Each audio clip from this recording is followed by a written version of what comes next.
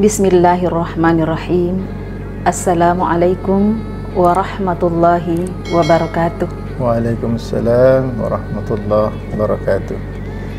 Alhamdulillahilladzi ja'ala syahra Ramadan unzila fihil Qur'an hudan linnasi wa bayyinatin minal huda wal furqan. Asyhadu an la ilaha illallah wahdahu la syarikalah wa asyhadu anna Muhammadan abduhu wa rasuluh. Amma ba'd. Pemirsa dan sahabat AW Channel yang insya Allah dirahmati oleh Allah Subhanahu wa Ta'ala, alhamdulillah hari ini kita sudah berada pada hari ke-16 bulan suci Ramadan. Berarti insya Allah sebentar kita akan memasuki malam ke-17 yang biasa kita peringati sebagai malam Nuzulul Quran. Abi, Ya. Al-Quran kan adalah kitab samawi yang berisi firman Allah Subhanahu wa Ta'ala yang diturunkan kepada Nabi Muhammad SAW untuk bisa mencapai kebahagiaan hidup di dunia maupun insya Allah kelak di hari akhirat. Ya. Nah, untuk menjadikan Al-Quran ini sebagai petunjuk, tentu ada langkah-langkah yang harus kita tempuh. Nah, kita ketahui tadi bahwa Al-Quran itu kan kitab samawi. Ya. Berarti kalau dia kitab samawi, cara satu-satunya untuk bisa dijadikan sebagai petunjuk adalah dengan membumikan Al-Quran itu. Iya. Bagaimana cara membumikannya? Ya, tentu ada langkah-langkah yang harus kita tempuh. Nah, seperti apa langkah-langkahnya, Abi? Supaya tujuan dari diturunkannya Al-Quran ini bisa tercapai dengan baik. Iya, baik. Pemirsa dan sahabat AW Channel di mana saja berada, alhamdulillah terkait dengan Al-Quran sebagai pedoman hidup bagi manusia, itulah tujuan Al-Quran itu diturunkan. Karena Al-Quran ini adalah kitab samawi, sehingga untuk menjadikannya sebagai petunjuk kan harus dibumikan. Harus dibumikan. Nah, proses yang kita harus tempuh supaya Al-Quran itu bisa membumi, yang pertama sesuai dengan penamaannya sebagai Al-Quran, yang berasal dari kata qara'a, yaqra'u Qur'anan, berarti bacaan. Ya, jadi ya langkah pertama yang harus kita lakukan adalah harus bisa membaca Al-Quran. Nah, jadi harus melakukan usaha, harus melakukan upaya-upaya belajar supaya bisa membaca Al-Quran. Utamanya bagi kita yang berada di luar negara Arab. Betul. Karena Al-Quran itu diturunkan berbahasa Arab, sehingga kita harus memaksa diri untuk bisa membaca abjad Arab itu. Ya, jadi itu yang harus kita lakukan pertama kali, membaca Al-Quran. Jadi kita harus berupaya bagaimana supaya setiap hari waktu yang kita lewatkan kita selalu membaca Al-Quranul Karim. Nah, dan membaca Al-Quran itu Masya Allah, Umi, kalau kita lihat keterangan hadis-hadis Nabi itu luar biasa. Jadi Al-Quran kalau kita baca satu huruf, kita mendapat 10 pahala. Ya, kita mendapat 10 pahala. Jadi luar biasa. Rasulullah bersabda, "Man qara'a harfan min kitabillahi ta'ala falahu bihi hasanah wal hasanatu bi asyri amsalihha." Siapa yang membaca satu huruf dari Al-Quran, maka baginya satu hasanah, dan satu hasanah itu adalah 10 pahala. Jadi kalau ada orang yang membaca Alif Lam Mim, sudah dapat 30 pahala. Nah, kemudian selanjutnya, Umi, langkah yang kita harus tempuh bukan hanya sekedar tentunya bisa membaca Al-Quran, karena kalau baru sebatas bisa membaca Al-Quran, maka manfaat yang bisa kita dapatkan dari Al-Quran itu belum banyak. Makanya yang kedua yang harus kita lakukan adalah berupaya untuk memahami isi kandungan Al-Quran. Makanya di rumah-rumah orang Islam di samping harus ada mushaf Al-Quran, sebaiknya juga ada Al-Quran terjemah. Iya. Dan kalau perlu ya harus tafsir iya. Al-Quran kan banyak tafsir. Ada tafsir sekarang kan yang sudah terjemahan itu sudah ada dalam beberapa bahasa. Ada terjemahan dalam bahasa Bugis, bahasa Makassar, bahasa Mandar, dan sebagainya. Tafsir juga seperti itu. Sudah ada tafsir yang berbahasa Bugis, tafsir yang berbahasa Makassar, dan kemungkinan besar hampir seluruh bahasa-bahasa daerah yang ada di Indonesia ini sudah ada tafsir yang dalam bentuk bahasa itu. Jadi ini dalam rangka upaya untuk lebih membumikan lagi Al-Quran itu, supaya tidak hanya sekedar dibaca tapi bisa diamalkan. Nah, untuk mengamalkan tentu harus bisa memahami terlebih dahulu, Mi. Ya. Jadi makanya kita harus belajar terkait dengan persoalan pemahaman tentang Al-Quran. Ya. Iya. Saya pernah membaca di bukunya Pak Prof. Quraish Shihab. Iya. Iya. Di situ ada pertanyaan-pertanyaan yang sebetulnya membuat kita jadi tercengang. Iya. Tentang bagaimana Al-Quran ini bisa membumi. Iya. Jadi pertanyaan yang pertama itu diajukan dalam buku itu bahwa kan Al-Quran ini adalah kitab sucinya umat Islam.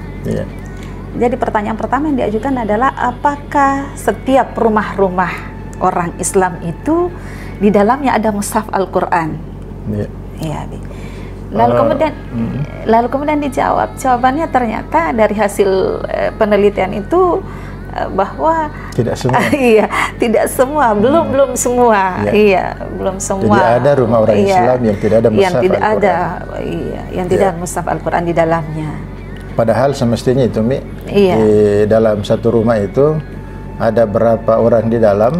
Ya, semestinya sejumlah itu mushaf Al-Quran yang harus ada ya, Bi, ya. Kalau misalnya kita 3 ya 3 mushaf Al-Quran, 4. Nah, kalau cuma 1 kan kita harus gantian membaca.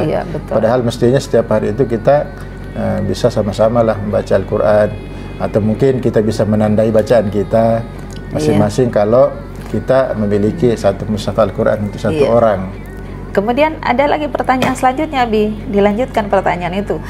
Apakah rumah muslim yang sudah ada mushaf Al-Quran di dalamnya, semua anggota keluarganya sudah bisa baca Quran? Jawabannya bagaimana? Jawabannya ternyata juga belum. Ya. Jadi belum semua anggota keluarga dari setiap keluarga muslim itu bisa baca Quran. Jadi ini satu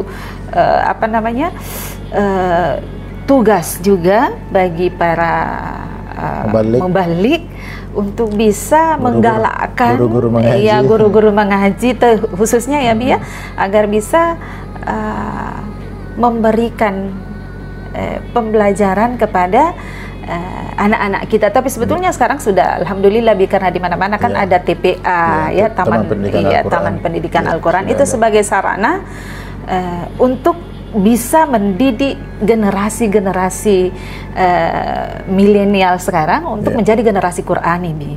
Alhamdulillah kan itu. Kalau kita melihat sekarang ini kan sudah banyak komunitas-komunitas, misalnya remaja hijrah dan sebagainya, dan kita bersyukur bahwa alhamdulillah mereka itu dalam komunitasnya ya belajar membaca Al-Quran, belajar memahami isi kandungan Al-Quran, bahkan sudah sampai pada tingkat pengamalan.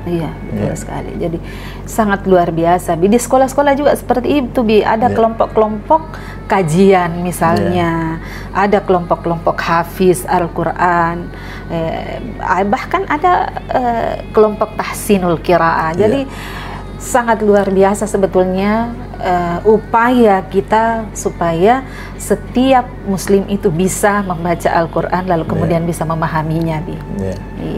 Kemudian kan sudah bisa membaca, sudah bisa memahami isi kandungan. Memahami isi kandungan itu juga kan sebenarnya bisa melalui, kalau misalnya tidak sempat membaca tafsir, tidak bisa baca terjemah, mungkin waktu kurang, kan bisa dengar-dengar ceramah.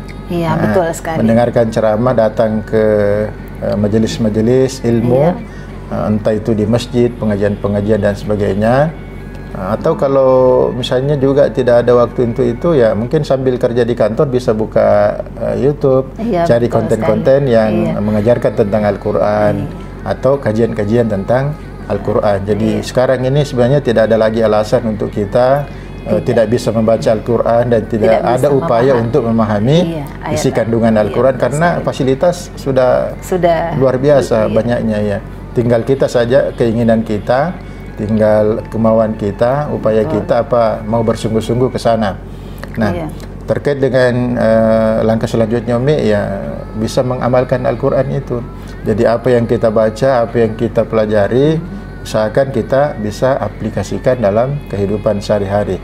Nah, Al-Quran bisa membumi ketika kita sudah bisa mengamalkan. Ya.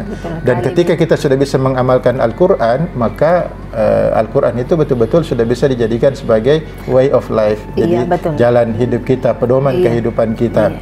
Dan tadi Umi sudah mengantar bahwa kalau Al-Quran benar-benar kita sudah bisa pedomani, dijadikan sebagai imam yang menuntun kita dalam melakoni kehidupan ini, ya insya Allah kebahagiaan lahir batin, kebahagiaan dunia dan akhirat, insya Allah kita akan raih, kita akan terasakan. Kemudian selanjutnya Umi, setelah kita bisa membaca, berupaya memahami dan mengamalkan, yang terpenting adalah bagaimana kita bisa mengajarkan Al-Quran itu.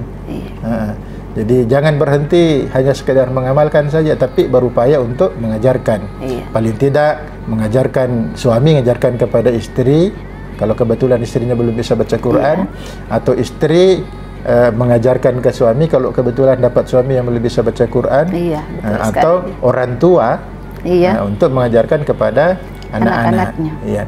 Jadi jadilah guru mengaji, karena menjadi guru mengaji itu juga luar biasa. Ada jaminan dari Nabi, khairukum man ta'allama al-Quran wa 'allamahu. Jadi sebagai orang di antara kalian, kata Rasul, adalah yang belajar Al-Quran dan mengajarkan Al-Quran. Betul sekali. Jadi guru mengaji itu luar biasa, Umi. Banyak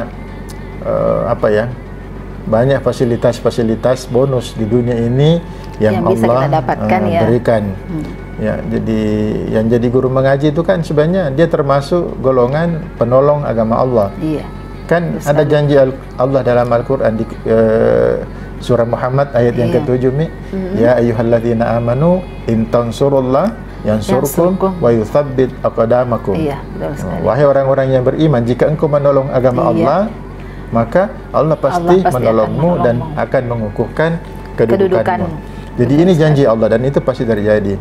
Makanya kita menghimbau diri kita, Umi, terus menghimbau juga sahabat-sahabat kita yang sudah bisa membaca Al-Quran, bisa memahami isi kandungan Al-Quran, sudah mengamalkan Al-Quran. Jangan berhenti di situ, tapi berupayalah untuk bisa mengajarkan Al-Quran.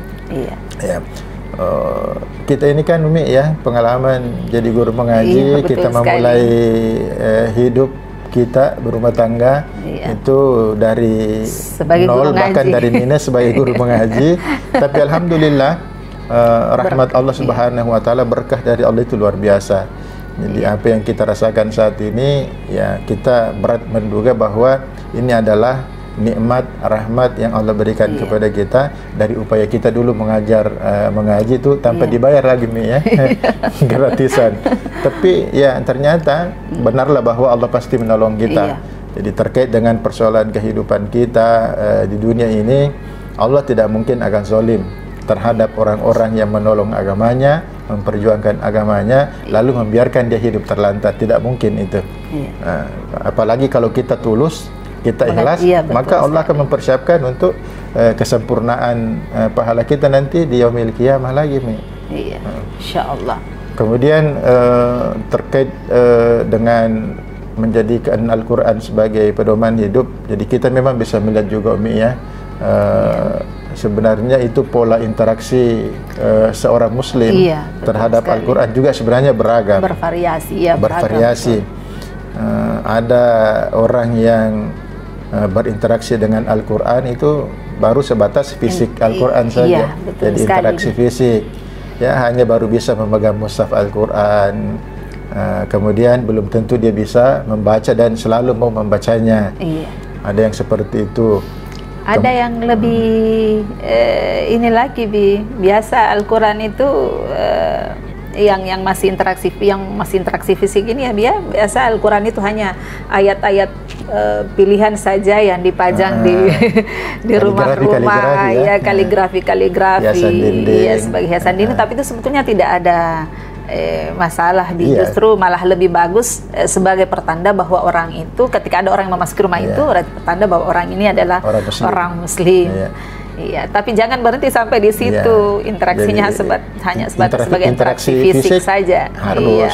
Harus dilanjutkan juga dengan interaksi emosional. Iya, betul sekali. Jadi interaksi emosional di sini adalah bahwa ada orang, Umi, yang mungkin di rumahnya tidak ada mushaf Al-Quran. Iya, betul sekali. Tapi ketika Al-Quran itu dihina atau dilecehkan, maka dia akan maju di garda terdepan untuk membela Al-Quran. Ya. Jadi kekuatan hubungan emosional terhadap Al-Quran itu sangat kuat. Cuma masalahnya ya kita tidak tahu apa dia bisa baca Al-Quran atau tidak. Kemudian ada juga yang menarik, Umi, ini dari interaksi emosional.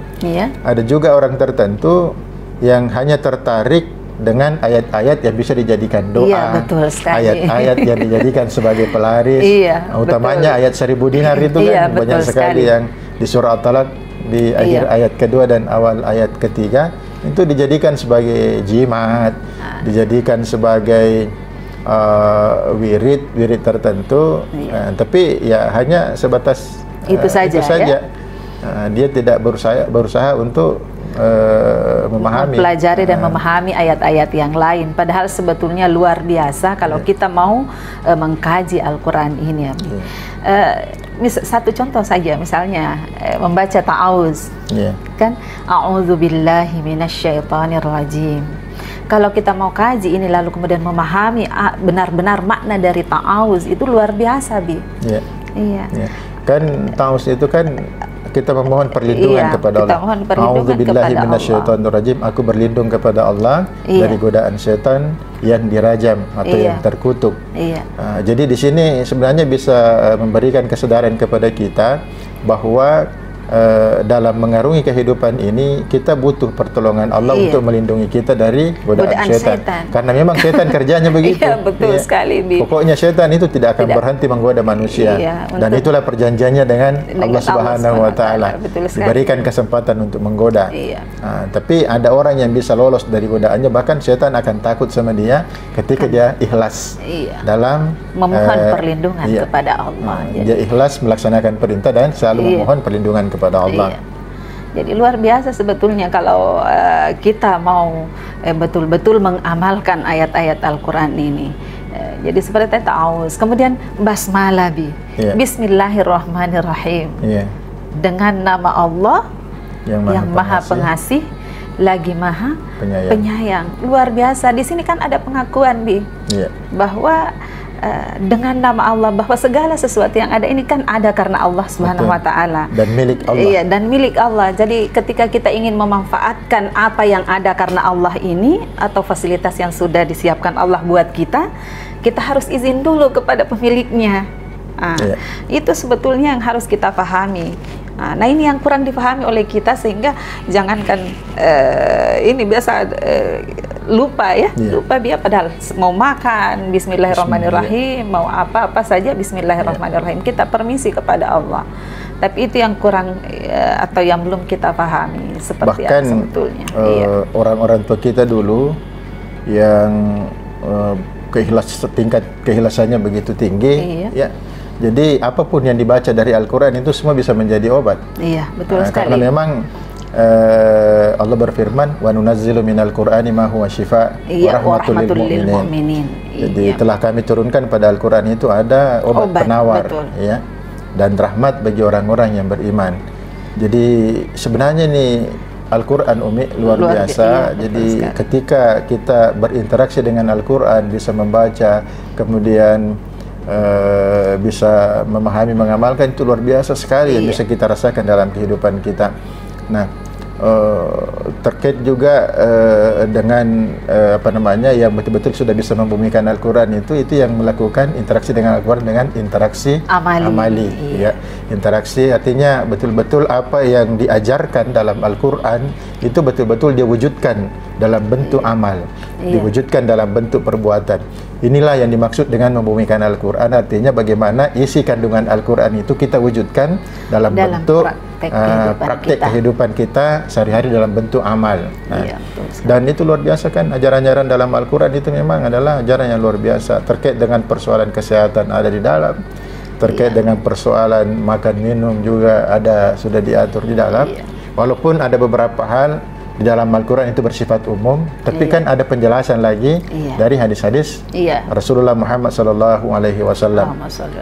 Jadi tentu kita berharap setiap tahun ini ada peringatan Nuzulul Quran. Ya, kita berharap supaya dari tahun ke tahun itu pemahaman kita terhadap Al-Quran semakin meningkat, kecintaan kita terhadap Al-Quran semakin bertambah, dan pengamalan kita terhadap nilai-nilai kandungan Al-Quran itu insya Allah dari hari ke hari, dari tahun ke tahun semakin baik dan semakin tulus kita dalam mengamalkan nilai-nilai dan kandungan yang ada di dalam Al-Quran. Itu sebenarnya yang kita harapkan, supaya Al-Quran betul-betul bisa membumi.